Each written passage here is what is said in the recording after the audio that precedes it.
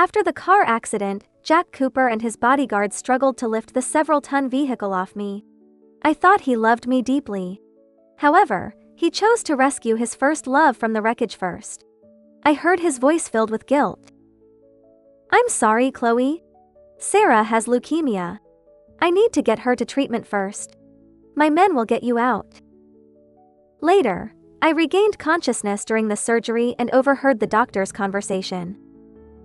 "Mr. Cooper has instructed us that her injuries are too severe.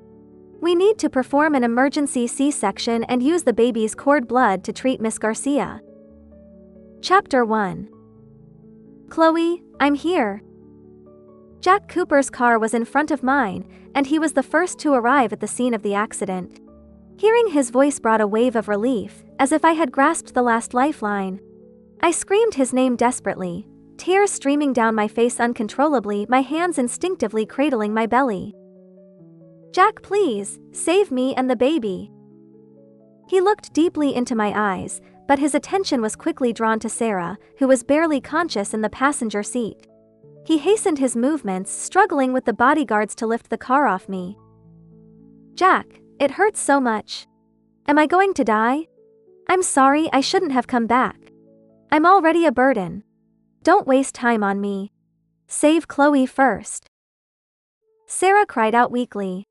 Jack trembled with heartache until the car was finally lifted with a loud thud. But instead of coming to me, he immediately cradled Sarah in his arms, gently brushing her cheek and comforting her softly. "It's okay, Sarah. I won't let you die." With that, he turned to leave, completely ignoring me, still trapped and gasping for air in the depths of the seat. I reached out with difficulty, clutching Jack's pant leg, begging him to save me. Or at least, to save the 6-month-old baby inside me. But Jack held Sarah tighter as she wept in pain, and he walked away without looking back. "I'm sorry, Chloe. Sarah has leukemia. I must save her first. My men will get you out," he said, his voice filled with sorrow. The intense pressure made it feel like the life of the baby inside me was slowly slipping away.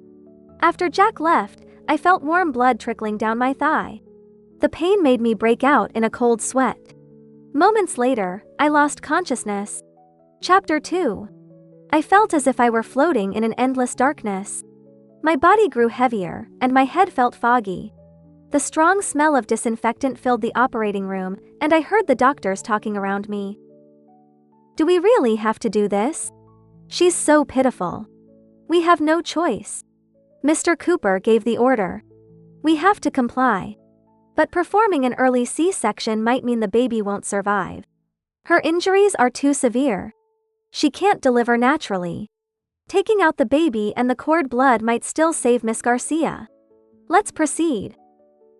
Then came the sound of tearing, but I was numb to the pain from the anesthesia. 3 hours later, the doctors wheeled me out of the operating room, tubes inserted all over my body. The small life that once grew inside me was gone. Now, there was nothing left. I wanted to cry from the pain, but my dry eyes couldn't shed a single tear. The agony was too overwhelming. Jack walked into the room, holding my icy hand. He tried to warm my hand, crying and apologizing. "I'm sorry, Chloe. I'm so sorry you had to suffer. It's okay. We can have another baby." A week passed, and my body had mostly recovered. Jack came to take care of me every day, tirelessly changing my dressings and feeding me. His tender and attentive demeanor made it seem like he wasn't the same man who took my baby away. With tears streaming down my face, I slapped him hard. He didn't dodge, letting me vent my anger. "Jack Cooper, you're a scumbag. Give me back my baby. That was my child." Jack's gaze froze for a moment, then he tightly embraced my frenzied self, gently stroking my hair. "Chloe, we can have another baby. Sarah's illness couldn't wait. I'm sorry. I'll make it up to you, whatever you want." I pushed him away, my voice choked with sobs. "Jack Cooper, I only want my baby. How could you let the doctors take my baby? That's murder. You're a murderer." I screamed and accused him in the hospital room, causing the doctors to be at their wits' end. But Jack held me while coldly explaining. She was critically injured in the accident. We could only save the mother, not the baby. Isn't that the hospital's policy? As her husband, I had the right to sign the surgery consent form. But I knew that wasn't the truth. He used my baby's cord blood to treat his first love, Sarah's leukemia. I heard it clearly when I briefly regained consciousness on the operating table. That child could have come into this world. He killed his own flesh and blood with his own hands. I cried until I was breathless, grabbing the vase by the bed and smashing it against Jack's hypocritical face. Jack Cooper, you madman, you bastard. You killed our baby. No matter how much I vented and accused, the hospital only recognized the family member's signature on the surgery consent form. Jack pretended to be heartbroken. Chloe, I understand your grief over losing the baby. You can vent your anger at me, but your health is the most important thing. I roared in fury. Important, my ass. What did you do during the accident? You saved Sarah first, didn't you? Now, you're here pretending to be a saint. It's disgusting. The entire hospital room was filled with my rage. I threw everything I could get my hands on. Jack, however, remained calm, silently cleaning up the mess. Chloe, it's okay. You'll get better. We'll have another baby. His comfort only made me feel nauseous. The man who once swore eternal love and treated me with utmost care now seemed like a beast, choking me, watching coldly as I bled out and struggled helplessly. When I finally collapsed onto the bed, exhausted, I clenched my fists, feeling an overwhelming sadness and despair. Jack Cooper, let's get a divorce. Stay far away from me. Get out of my life. Chapter 3. Jack and I had been married for 4 years, evolving from a loveless business arrangement into a deeply affectionate couple. However, 2 years ago, I went through the most painful period of my life. My family went bankrupt. Driven to despair by debt collectors, my parents jumped to their deaths. That year, I had just conceived Jack's child. I contemplated ending my life alongside my parents, thinking it would be an escape. But the arrival of the baby made it impossible for me to let go. I had to calm myself and focus on my pregnancy. Unfortunately, due to overwhelming sadness and unstable emotions, I suffered a threatened miscarriage and lost my first child. Since then, Jack's care and concern for me reached an almost obsessive level. He devoted all his energy to making me happy, organizing extravagant fireworks displays and beach parties for my birthday every year just to keep my spirits up. But the good times didn't last long. His first love, Sarah, returned from abroad. She was his teenage sweetheart, separated by the Cooper family due to their differing social statuses and sent away to study. This time, however, she returned because she had leukemia and sought Jack's help. Before Sarah came back, I had been feeling unwell and went for a checkup, only to discover I was pregnant again. The day I confirmed my pregnancy, Jack's expression shifted slightly, as though something was troubling him. Jack, we're having another baby. Aren't you happy? Jack hugged me tightly, resting his head on my shoulder. I couldn't see his face, but his voice sounded a bit flustered. Of course I'm happy. I've been hoping for this. This baby came at the right time. You'll have a smooth pregnancy. His words puzzled me, but I thought he was merely overly concerned about my emotions and worried about my health. But now, as I reflect on it, I realize with horror that perhaps from the moment he knew I was pregnant, he had already made up his mind to use our baby's cord blood to treat Sarah. When I was 6 months pregnant, Sarah returned, just as I feared. That day, Jack was supposed to take me for a prenatal checkup, but halfway there, he abruptly changed direction, and the convoy headed straight to the airport. When we first met, Sarah timidly called out, "Chloe." Jack, suppressing his excitement, introduced her as a junior from his time studying abroad, a former college classmate. How ridiculous. I had been played for a fool by such a heartless bastard. Chapter 4. Sarah insisted on seeing me. As soon as she entered, she knelt down with a thud. I'm sorry, Chloe. It's all my fault. If it weren't for my illness, Jack wouldn't have chosen to save me first, causing you to lose your baby. I kept a cold demeanor and mocked her softly. Illness? Your illness is cured, isn't it? And you still have the nerve to play the innocent victim with me. For a moment, Sarah's face turned pale and she appeared utterly helpless, as if I were the one being aggressive and trying to harm her. No, I know my time is limited. That's why I came back to see Jack one last time. I really didn't mean to come back and ruin your relationship. Jack is kind-hearted. He saved me out of old friendship. Don't blame him anymore. Blame me instead. I trembled with anger, my teeth chattering uncontrollably. So, you're saying Jack actually loves you? He would rather sacrifice my baby to treat your illness? Are you bragging about how good he is to you? Sarah's eyes filled with tears, and her hands trembled as she picked up a fruit knife from the table.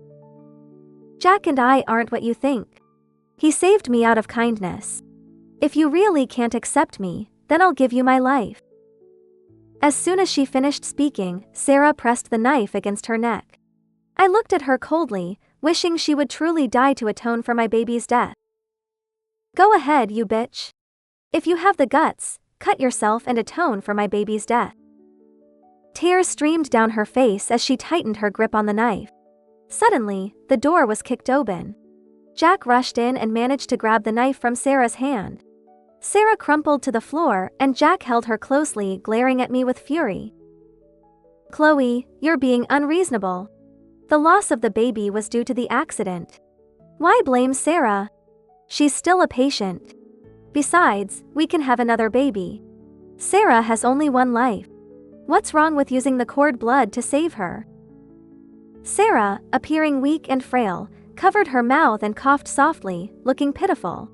Yet there wasn't a single drop of blood on her neck. It seemed she was merely pretending to be vulnerable. Meanwhile, Jack's hand was cut, bleeding from holding the knife. Enough, Jack. No matter what Chloe thinks, it's my fault. I shouldn't have come back.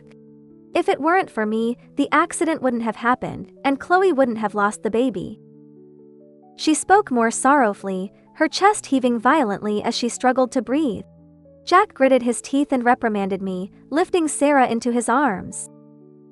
Chloe, you've gone too far this time. I'm very disappointed. Sarah is such a kind girl. How could you treat her like this? From now on, you need to stay in the hospital and recover. Don't bother Sarah anymore. With a loud bang, Jack slammed the door behind him as he left with Sarah in his arms. I clutched my aching heart, feeling a chill spread through my body. When a man doesn't love you, everything you say is wrong. He only has eyes for the person he cares about. Your pain means nothing. I looked around in agony and realized I had to leave this hellhole. Not only did I need to escape, but I also needed to make them pay for the suffering they caused me and my baby. Chapter 5.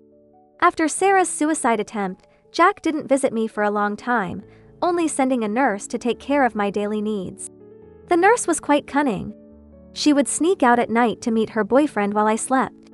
So, when my body had nearly recovered, I decided to leave the hospital under the cover of darkness and return home. Upon entering, I found the house empty. Sarah had been discharged long ago, and Jack was nowhere to be found. However, there was an extra pair of slippers at the door, and one of the guest rooms had been cleaned and decorated with pink sheets, a color I despised. It must have been prepared for Sarah.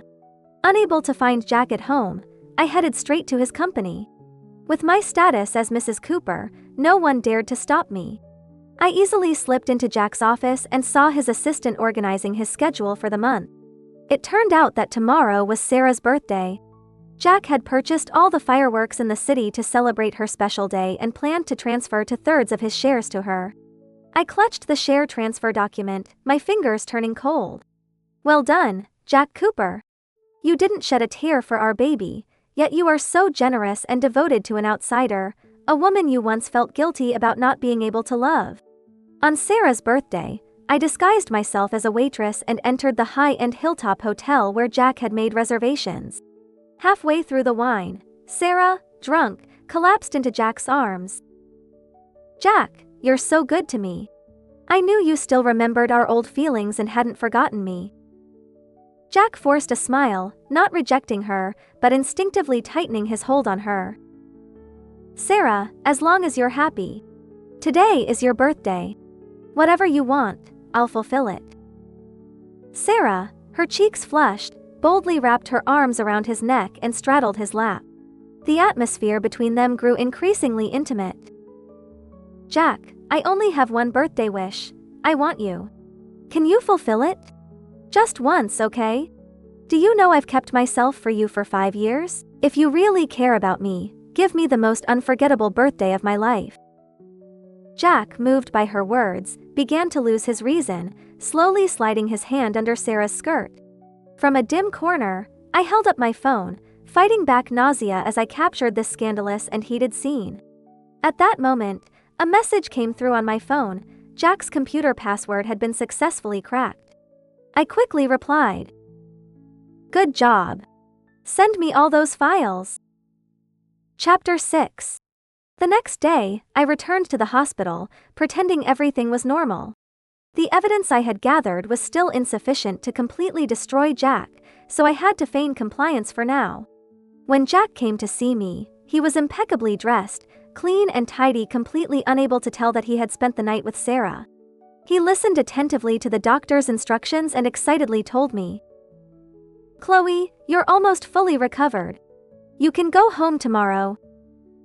I remained cold and indifferent, unwilling to engage with him. Yet he gently hugged me and whispered, "It's good that you're okay. We can go home."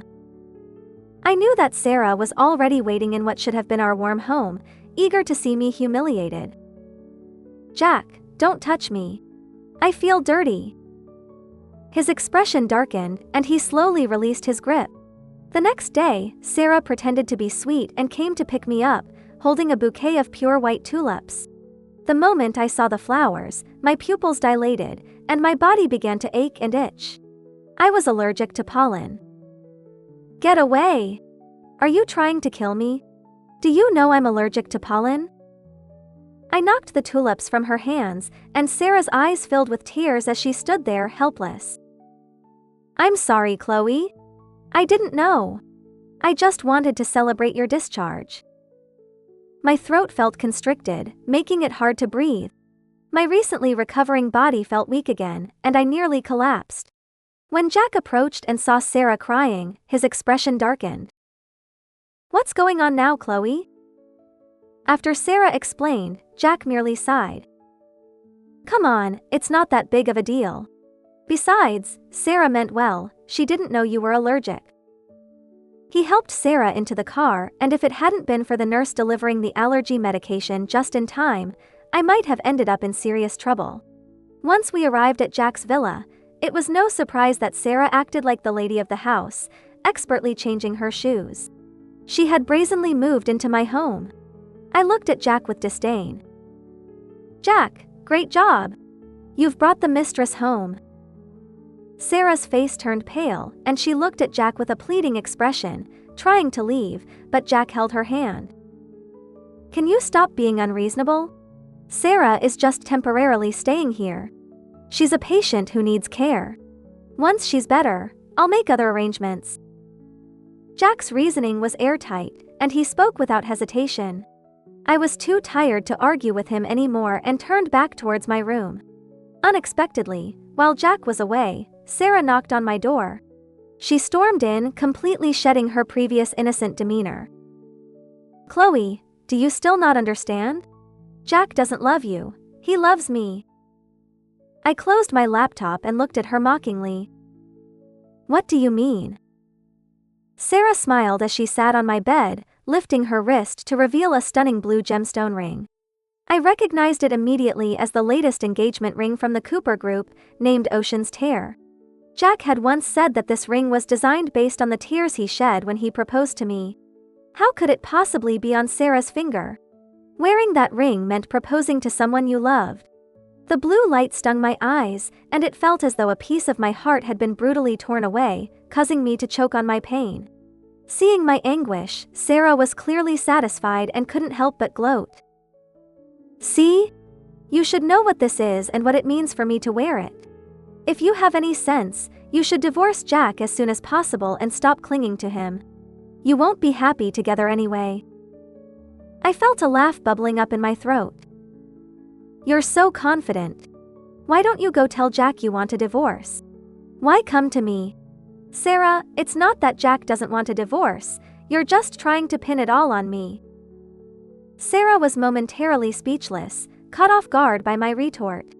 Fuming, she left with a click of her heels, glaring at me as she reached the door. Chloe, what will it matter if you don't divorce him? I still have ways to stay in the Cooper family forever, to be with Jack for a lifetime. At that moment, I didn't grasp the full meaning of her words.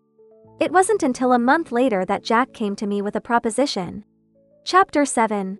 Jack's grandmother wanted to adopt Sarah as her goddaughter. This meant that Sarah would become Jack's sister in name. How ironic! First love turned sister. Chloe, I'm doing this for your peace of mind. Please stop fighting with me.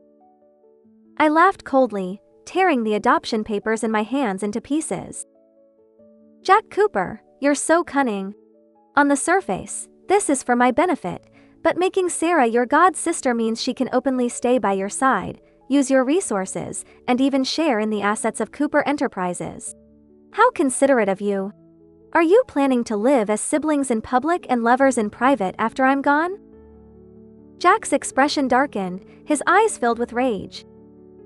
Chloe, how can you think that? Sarah and I are innocent. I'm trying to ease your hostility towards her so we can all live in harmony. How laughable. This man wanted to keep both sides, enjoying the benefits of both worlds. I took out my phone and placed it in front of Jack, my gaze growing colder by the second. What is this? Just watch, and you'll find out. The phone began playing the video of Sarah sitting on Jack's lap, asking him for a night together on her birthday. Jack Cooper, is this what you call siblings? You and Sarah are innocent? Panic washed over Jack's face. He reached for the phone to examine it more closely, but I snatched it back. It's not what you think, Chloe. That night, nothing happened. You have to believe me. I pulled out a divorce agreement from my pocket and threw it at him with force. Jack Cooper, I want a divorce. Give me my fair share of the assets, or I'll expose your affair with Sarah. Jack's pleading expression shifted multiple times, finally revealing a hint of menace. I'm sorry, Chloe. I can't let you leave me, nor can I allow you to destroy Cooper Enterprises. With that, he stormed out. Before I could respond, he burst back through the door, pressing a cloth over my mouth with lightning speed. My head spun, and my consciousness began to fade. Jack's voice grew fainter as he spoke. I'm sorry, Chloe. Just bear with it for a few days. Once the adoption ceremony is over, everything will be fine. We'll start over. Chapter 8. I was imprisoned. I never imagined that Jack would be so ruthless, locking me away to ensure Sarah's smooth entry into the Cooper family. When I woke up, I found myself handcuffed in a remote private villa. My desperate struggles had left angry red marks on my wrists. Jack entered, carrying a bowl of homemade red bean porridge. I used to love red bean porridge, but now the smell made me feel nauseous. It's no use, Chloe. Stop being so stubborn. Just give me 3 days. Everything will be fine after that. He gently brought a spoonful of porridge to my lips. My heart felt dead, and tears streamed down my face as I turned my head away. Jack Cooper, do you love Sarah so much that you're willing to imprison me just to bring her into the Cooper family? His hand paused, and his eyes revealed an emotion I couldn't decipher. Chloe, Sarah suffered a lot because of me. I owe her this. And as for you, I love you. I've always loved you. I didn't believe him. He claimed to love me, yet he had done everything to betray me. He only loved himself, using Sarah to alleviate his guilt and me to ease his conscience over our lost child. Jack Cooper and Cooper Enterprises had always maintained the most upright and prestigious reputation in elite circles. Jack wouldn't allow anyone to tarnish his image as a gentleman. Jack Cooper, the most hypocritical person here is you. You deserve to die. My baby was the innocent one. Seeing that I wouldn't listen, Jack fed himself a spoonful of porridge before forcefully kissing me, attempting to make me swallow it. Chloe, stop being stubborn. My patience is limited. I struggled desperately, even biting his tongue until it bled, but he ignored my resistance until the entire bowl of porridge was forced down my throat. Someone, give her a sedative. Watch her closely. Cold liquid slowly flowed into my veins. My screams of rage faded into despair. Jack Cooper, I hate you. I will make you pay. Chapter 9. News of Sarah's impending adoption into the Cooper family as a goddaughter spread like wildfire online. Sarah became a socialite overnight, but some insiders began exposing her past as Jack's first love. People cursed and envied her. Despite this, Sarah seized the opportunity to shape her image online. She claimed that she and Jack were childhood friends, not lovers. After contracting leukemia abroad, she returned for treatment, and the Cooper family took her in out of old friendship. In short, Sarah was innocent, and Jack was righteous and kind. For 3 days, Jack gave me no chance to escape. So, I turned my attention to Sarah. Chloe, why do you want to see Sarah? Jack was puzzled. I pretended to forgive, to accept Sarah, and to submit to Jack. You're right. My hostility towards Sarah was too deep. I want to apologize to her. After all, she'll be my sister now. We need to get along. Jack hesitated but agreed, hoping to ease the tension between Sarah and me. That day, Sarah entered the villa where I was imprisoned, looking smug. On the surface, she was gentle and kind, but she kept leaning into Jack's chest.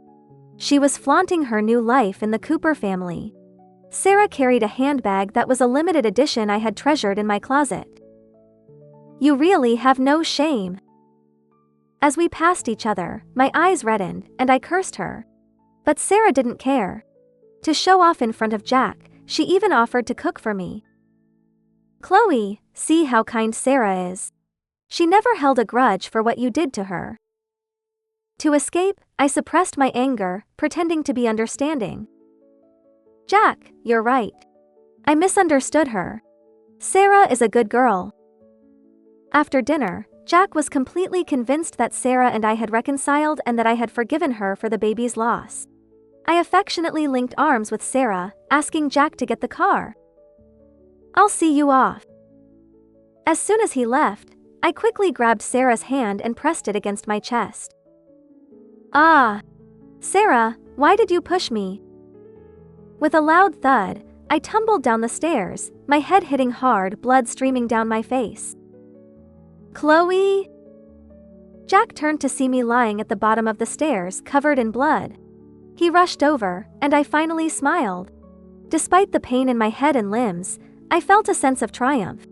My plan had succeeded. If Sarah could play the victim to achieve her goals, why couldn't I? For my lost baby, I had to escape. Chapter 10. Everything was white and blinding.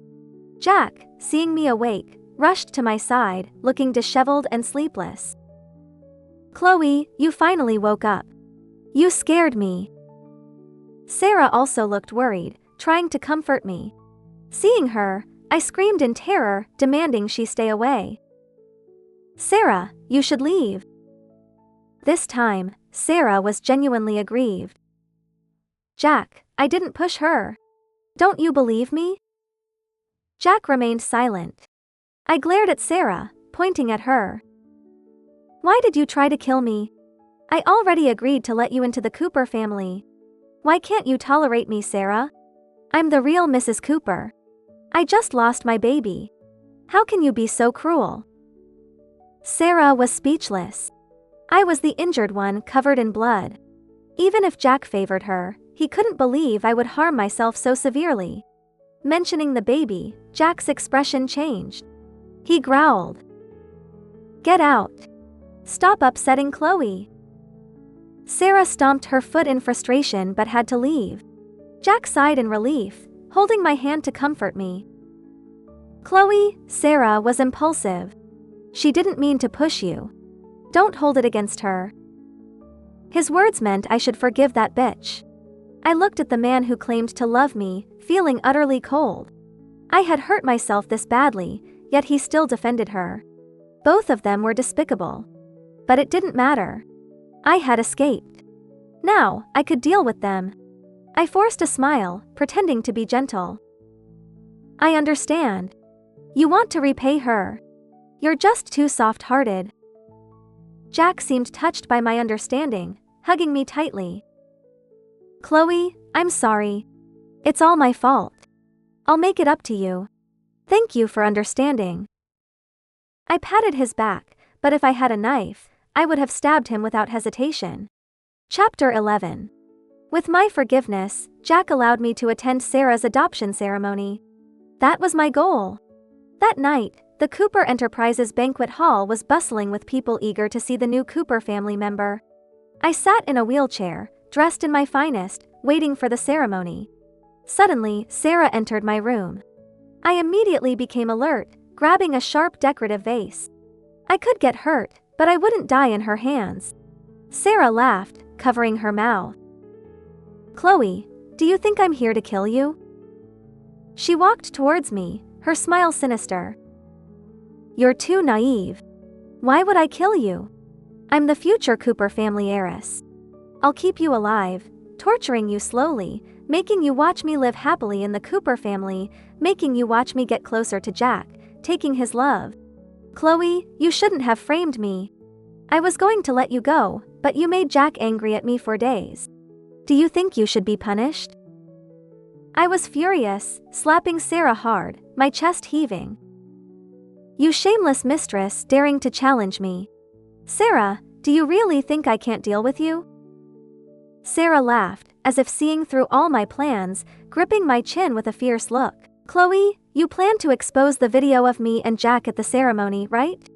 To reveal my true identity? She was right. I intended to play the video, exposing her dirty deeds. That's why I risked my life to escape from the villa. But now, Sarah showed no fear. She calmly took out her phone, showing it to me. Look at this first. As the video played, I saw a shocking truth. Chapter 12. A baby lay peacefully in an incubator, looking soft and adorable. He sucked on his fingers, his big eyes darting around curiously. This is your baby. He's still alive. What did you say? I reached for Sarah's phone, but she stepped back, dodging easily. At that moment, my excitement made me lose my mind, almost standing up from the wheelchair. Sarah laughed mockingly. Chloe, in the end I won. Look at you. How can you fight me? But I clearly heard the doctors say my baby was dead when I briefly regained consciousness.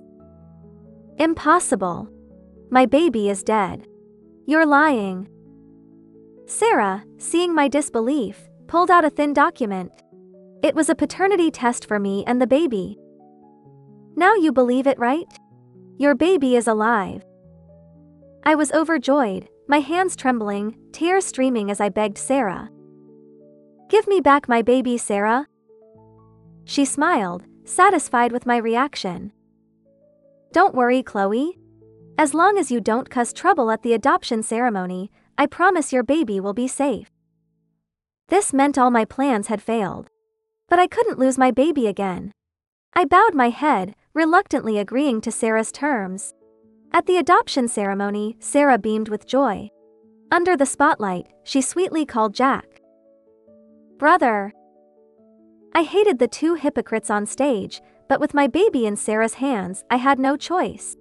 Chapter 13. After the ceremony, I watched helplessly as Sarah succeeded in joining the Cooper family. Jack, driving me home, was full of joy. Chloe, this is great. We're all family now. My suppressed anger exploded at his words, cursing him loudly. Family, my ass. I'm not family with you two scumbags. Jack's face darkened, confused by my outburst. The tenderness from before the ceremony was gone. I stared at him, desperate, pulling out my phone to play the recording of Sarah threatening me. The car screeched to a halt, throwing me forward. My phone fell to the floor. But the recording continued to play. Our baby is still alive? Jack looked at me in disbelief, his expression frozen. No matter what, the baby was his flesh and blood. I hoped he wouldn't ignore it. I grabbed Jack's shoulders, pressing him down, screaming in desperation. Jack Cooper, I don't care what Sarah did or what you did. Give me back my baby. I want my baby. Jack tried to calm me down. Okay, Chloe. Don't be impulsive. I'll go back and ask Sarah. She must know. Finally, with a heavy heart, I returned home with Jack. I didn't know if Jack would help me find the baby after everything, but I had to use him. Sarah! Where's my baby? Jack stormed into the villa, grabbing Sarah, who was enjoying dinner. She looked confused, her big eyes innocent, staring at the furious Jack. Jack, what are you talking about? Jack, enraged, pushed her onto the sofa, playing the recording from my phone. Sarah, you lied to me. Where's my baby? Realizing she had been tricked, Sarah glared at me. I stared back, unyielding. She panicked, knowing she couldn't deceive Jack any longer. I didn't. I don't know what you're talking about. I really don't know. Even now, she pretended to be innocent. I threw my phone at her. Sarah, you forgot what you said when you threatened me. You have a good memory. I don't know anything. Seeing her still denying, I lunged at her, pulling out the paternity test. Sarah was speechless, finally panicking and clinging to Jack. It's not true, Jack. It's fake. I only did it to stop Chloe from causing trouble. But Jack didn't believe her. He was utterly disappointed, his hand gripping Sarah's neck. Sarah's face turned red, unable to speak. Sarah, my patience is limited. Tell me, where's my baby? Chapter 14. The baby was gone. It was all a lie, a cruel trick. I collapsed on the sofa, my eyes empty and numb.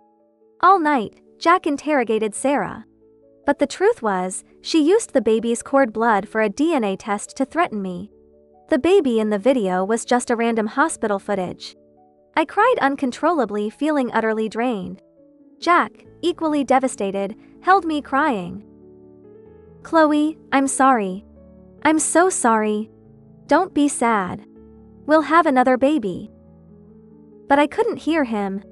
I bit his shoulder hard, drawing blood, refusing to let go. Jack finally realized the depth of his betrayal, but it was too late. He and Sarah had destroyed everything. I left Jack, driving to the hospital in the middle of the night, clutching a trembling knife. Desperation had driven me to madness. I held the doctor who performed my surgery at knife point, demanding she show me the surveillance footage from that day. Chloe, the operating room surveillance was broken that day. I'm not lying. I pressed the knife harder against her neck, a thin line of blood appearing. The doctor was terrified. Do I need to stab you to make you talk? I felt like a madwoman dragging the doctor to their office with the knife. Finally, the hospital director intervened, retrieving the footage while trying to calm me down. You scoundrels! How could you do such a heartless thing for money? Indeed, they had taken bribes, performing a C-section to extract my baby and its cord blood. My baby was truly gone. With the footage in hand, I left the hospital, driving to a secret location. Chapter 15. The next day, a live stream went viral online, continuously playing several videos, gaining immense attention. The first video showed a major hospital accepting bribes to perform an unauthorized C-section, extracting a 6-month-old fetus and using its cord blood for treatment. The second video revealed the newly adopted Cooper family heiress, Sarah, had multiple abortions abroad and had spent a fortune on hymen reconstruction before returning. The third video exposed Sarah's promiscuous lifestyle, seducing Jack Cooper and offering him her first time. The fourth video showed Jack Cooper signing his wife's abortion consent form and ordering the use of their baby's cord blood to treat Sarah's leukemia. The fifth video provided evidence of Cooper Enterprises' long-standing involvement in illegal gambling and brothels, enriching themselves. Jack Cooper went mad searching for me. By then, I was already on a train to a remote town, ready to start a new life. As I got off the train, I received a call from an unknown number. I immediately recognized Jack's voice. He was crying, pleading. "Chloe, I'm sorry. I'm a bastard. Can you see me one last time?" I remained expressionless, turning all my pain and suffering into a sharp blade, stabbing into his heart. "Jack Cooper, the moment you chose to save Sarah and abandon me and our baby, the Chloe who loved you died. If you really want to see me, then die. Meet me in hell." Jack sobbed uncontrollably. He desperately begged for my forgiveness. I didn't love Sarah. I just felt guilty and wanted to make it up to her. "Chloe, I've always loved you. Please forgive me." I didn't want to hear his hypocritical apologies, nor would I forgive him. But his death wouldn't be enough. "If you want my forgiveness, then die. Atone for my baby's death." I heard the sound of screeching brakes, followed by a violent crash and screams. Something hit the ground hard, making my ears ring. Beep, beep, beep. The call ended. Later, while eating noodles at a small-town diner, I saw a news report on a tragic car accident. According to reports, the deceased is suspected to be Jack Cooper, CEO of Cooper Enterprises. The accident occurred while he was fleeing from the police with the newly adopted Cooper heiress, Sarah. Amidst the company's scandal and police pursuit, the Cooper CEO crashed on an overpass, dying on the spot. Sarah, severely injured, underwent surgery. Her legs were amputated, and she is currently in the ICU. The diner owner, watching the news, cursed. "Those two scumbags deserved it. Morally corrupt, doing all sorts of evil. Especially Jack Cooper, running casinos and brothels, ruining countless families while living a carefree life." Exactly. And that so-called Cooper heiress, pretending to be innocent, is no better. I heard she had AIDS and used someone else's cord blood to treat her leukemia. Disgusting. I finished my noodles, paid quickly, and left. The owner chased after me. "Miss, you gave too much. The noodles are $20. I need to give you change." I smiled gently. "Boss, you spoke the truth. I liked it. Consider it payment for future noodles." Leaving the diner, I received a message from my lawyer. Jack Cooper died before we could divorce. All his assets were now mine. And I was ready to embrace a new life. The end.